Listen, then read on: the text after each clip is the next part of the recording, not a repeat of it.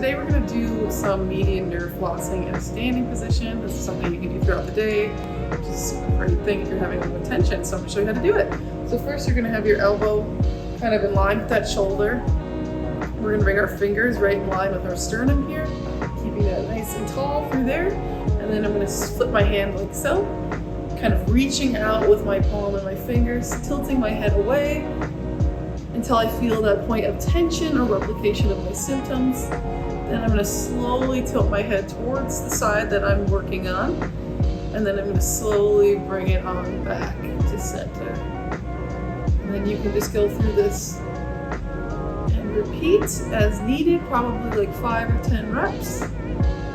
And then if this lateral flexion of the head does not relieve the symptoms, something you can do is take that lax off that wrist and bring that on and back.